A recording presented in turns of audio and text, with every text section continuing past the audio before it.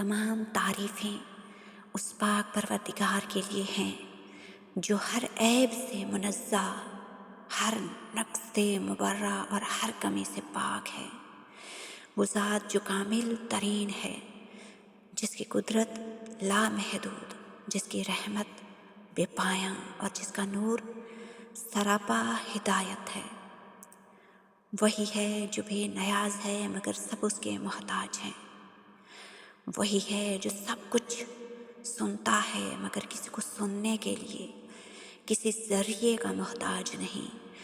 وہی ہے جو سب کچھ جانتا ہے مگر جاننے کے لیے کسی علم کا محتاج نہیں۔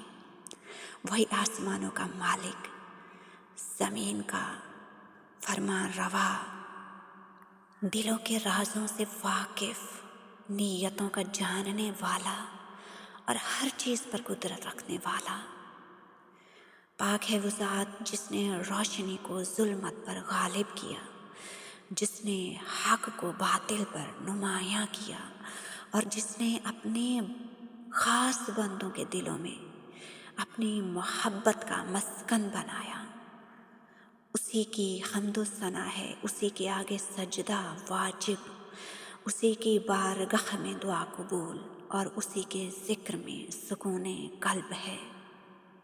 آج کی ہماری ویڈیو کا موضوع ہے جوانی میں تہجد، تہجد کی اہمیت، فضیلت، جوانی میں عبادت کرنے کا اجر و ثواب، ایک جوان عبادت گزار کا مقام و مرتبہ۔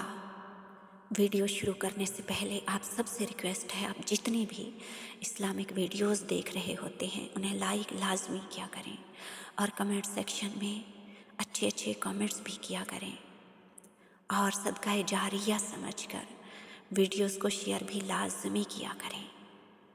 آپ نے دیکھا ہوگا بڑھاپے میں تو اکثر لوگ اللہ کے قریب ہو جاتے ہیں کیونکہ انہیں محسوس ہونے لگتا ہے کہ دنیا کا وقت ختم ہونے والا ہے، سانسیں گنتی کی رہ گئی ہیں اور اب آخرت کی تیاری ضروری ہے۔ وہ جان چکے ہوتے ہیں کہ زندگی ایک لمحاتی حقیقت تھی جو اپنے انجام کو اب پہنچنے والی ہے، اپنے انجام کی طرف بڑھ رہی ہے۔ لیکن ذرا غور کریں، ایک جوان جو صحت مند ہے، جس کے سامنے دنیا کے ہزاروں رنگ ہیں، جس کے پاس خواہشات کی بے شمار راہیں کھلی ہیں، جس کے نفس میں جذبات کا طوفان ہے، جس کے ارد گرد دنیا کی رونقیں، کھیل، تفریحات، گناہوں کی ترغیبات اور ہر قسم کی آسائشیں موجود ہیں، اگر وہ ان سب چیزوں کو چھوڑ کر اپنے نفس کو قابو میں رکھ کر اپنے جذبات کو اللہ کی محبت میں بدل کر رات کے سناٹے میں اللہ کے حضور سجدہ ریز ہو جائے تو کیا آپ نے کبھی سوچا ہے اس کا مقام کیا ہوگا؟ یہ عام بات نہیں ہے، یہ سب سے بڑی کامیابی ہے۔ یہ وہی جوان ہے جس کے بارے میں رسول اللہ صلی اللہ علیہ وآلہ وسلم نے فرمایا، اللہ کو وہ جوان سب سے زیادہ محبوب ہے جو اپنی جوانی میں اللہ کی عبادت کرے۔ یہ وہی جوان ہے جو قیامت کے دن اللہ کے عرش کے سائے میں ہوگا، جس دن کوئی اور سایہ نہیں ہوگا، کیونکہ اس نے اپنی خواہشات کے طوفان میں بھی اللہ کی عبادت کو تھامے رکھا۔ جوانی میں عبادت سب سے زیادہ قیمتی کیوں؟ جوانی میں انسان کو اپنے نفس سے سب سے زیادہ لڑنا پڑتا ہے۔ شیطان ہر لمحہ اسے بہکانے کی کوشش کرتا ہے، مگر جو جوان ان وسوسوں کو چھوڑ کر اللہ کے راستے پر چلتا ہے اس کا مقام عام لوگوں سے کہیں بلند ہوتا ہے۔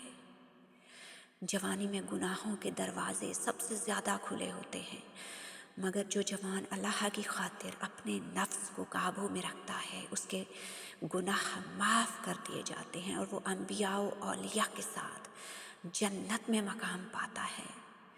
ایک حدیث میں آیا ہے، اللہ تعالیٰ قیامت کے دن فرمائے گا، کہاں ہیں وہ نوجوان جو اپنی جوانی میں میری عبادت کے لیے کھڑے ہوئے؟ آج انہیں میرے سائے میں داخل کرا دو۔ جوانی کے سجدوں کی عظمت، اہمیت، فضیلت ذرا تصور کریں۔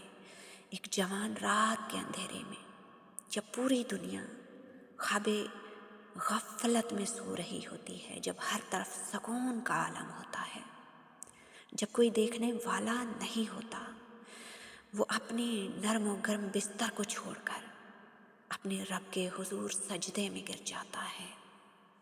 ہمارے تصور سے بھی باہر ہے کہ ایک جوان کی نیند کتنی گہری ہوتی ہے، اس کے دن کی تھکن کتنی شدید ہوتی ہے، اس کے جسم کو نیند کی کتنی ضرورت ہوتی ہے۔ ایک جوان اپنی نیند کو سب سے زیادہ عزیز رکھتا ہے، مگر اللہ کی محبت اسے سجدہ تہجد تک لے آتی ہے۔ یہ کوئی معمولی بات نہیں کہ اپنی میٹھی نیند چھوڑ کر جوان اٹھتا ہے، وضو کرتا ہے، بارگاہ الہی میں حاضر ہوتا ہے، تہجد پڑھتا ہے، رب کو راضی کرتا ہے۔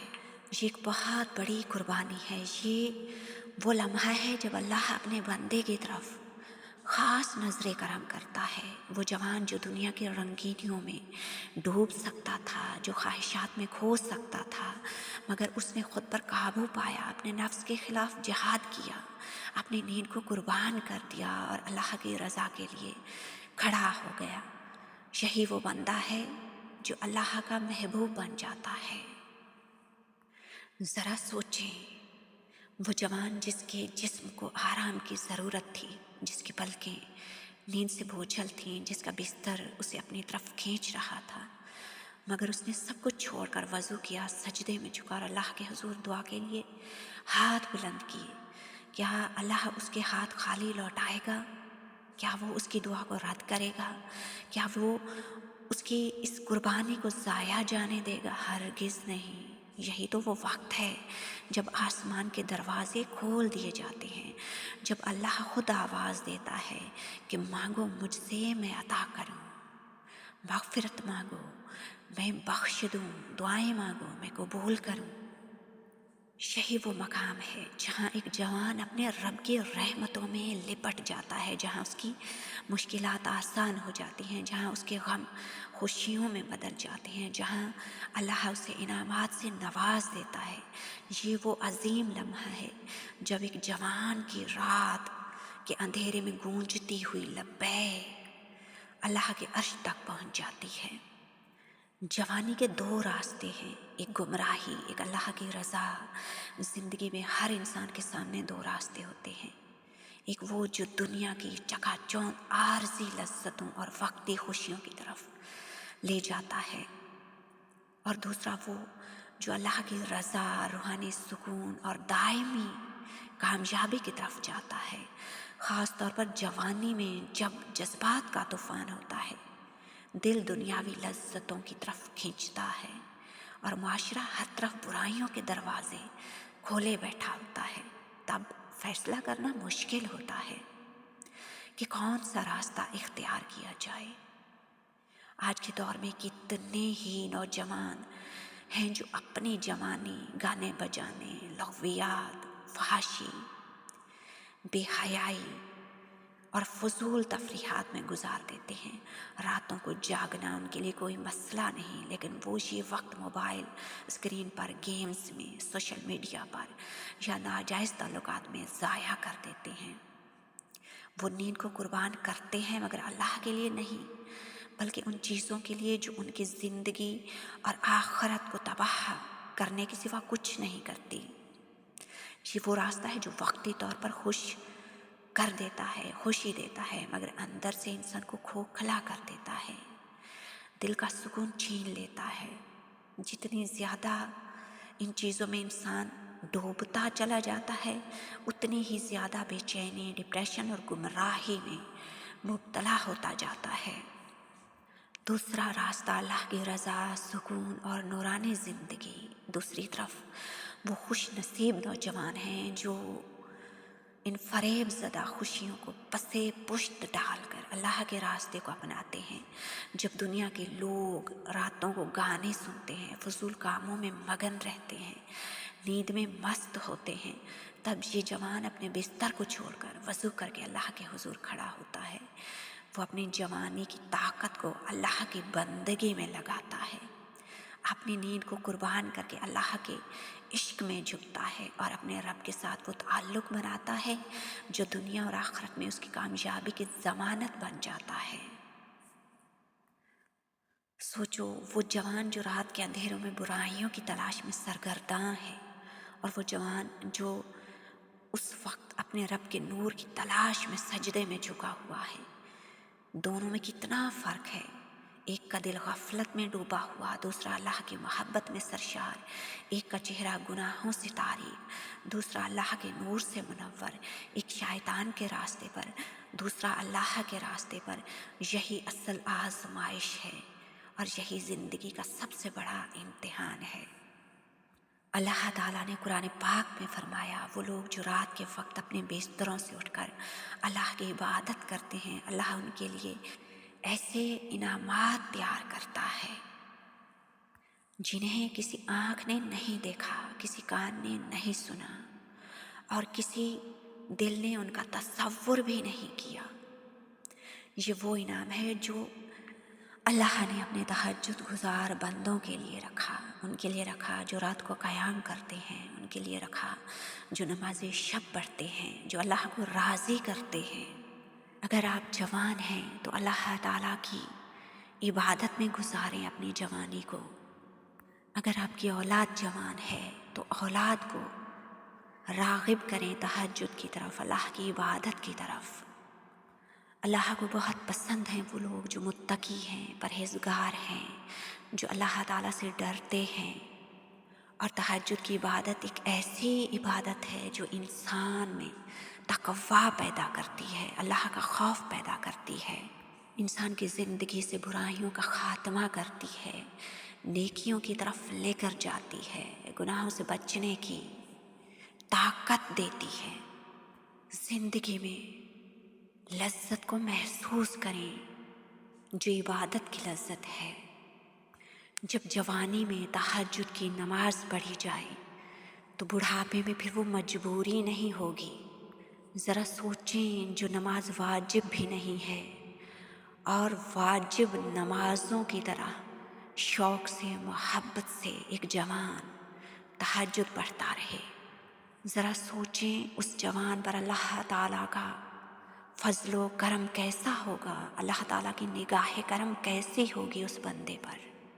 हदीस में आया है कि बंदा नींद की हालत में तहज्जुद पढ़ रहा है और उसकी ठोड़ी उसके सीने से टकरा रही है नींद की वजह से, तो फिर पाक परवरदिगार फरिश्तों से कहता है, ऐ फरिश्तों, ऐ मलाइका, गवाह रहना, जो भी इसने मांगा है मैंने इसे दिया, मैंने इसे अता किया। इतनी ज़्यादा फजीलत है अल्लाह ताला की इस लाडली इबादत की, इस तहज्जुद की नमाज की। तहज्जुद का वक्त ख़ास खुदा का वक्त है, जब न कोई मस्जिदों में होता है, जब न कोई देख रहा होता है, सिर्फ बंदा होता है और उसका पाक परवरदिगार जो उसे देख रहा होता है। और तहज्जुद दिखावे की इबादत नहीं है, ये तो खालिस अल्लाह के लिए होती है। जब अल्लाह की बारगाह में दिल से झुका जाता है, जब अल्लाह को राज़ी किया जाता है, ये इबादत अल्लाह की खुशनुदी के लिए, अल्लाह की रज़ा के लिए। अल्लाह और बंदे के दरमियान एक राज है ये इबादत। हमारे जितने बड़े बड़े उलमा हैं, जब उनसे पूछा गया तो उन्होंने क्या कहा, पता है क्या कहा? उन्होंने कहा, दुनिया चाहिए तो नमाज तहज्जुद पढ़ें, दीन चाहिए तो नमाज तहज्जुद पढ़ें, आखिरत चाहिए तो नमाज तहज्जुद पढ़ें। अल्लाह ताला की सारी अताएँ इसी नमाज में छुपी हुई हैं, सब कुछ इसी नमाज में है। अल्लाह ताला की अताओं का ख़ास वक्त नमाज तहज्जुद का वक्त। कहा जाता है कि जिस दिन तुमसे कोई गुनाह सरज़द हुआ تو پھر تم تہجد نہیں پڑھ پاؤگے۔ یہ ہے اللہ اور بندے کا تعلق۔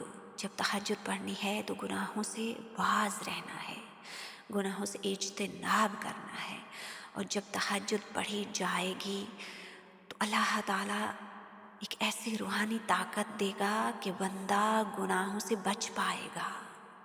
کتنا آسان ہے اللہ تعالیٰ کو پا لینا، اللہ تعالیٰ کو راضی کر لینا، اللہ تعالیٰ سے اپنی باتیں منوا لینا، اللہ تعالیٰ سے اپنی دعاؤں کی قبولیت کروانا۔ بس جس نے تہجد کو پا لیا اس نے رب کو پا لیا، اس نے سب کچھ پا لیا۔ تہجد صرف عبادت نہیں، اللہ سے قربت کا دروازہ ہے۔ یہی وہ عبادت ہے جو دلوں کو زندہ کرتی ہے، جو روح کو منور کرتی ہے، اور جو دعا کو قبولیت کے آسمان تک پہنچاتی ہے، اور جو انسان کو اللہ کے قریب کرتی ہے۔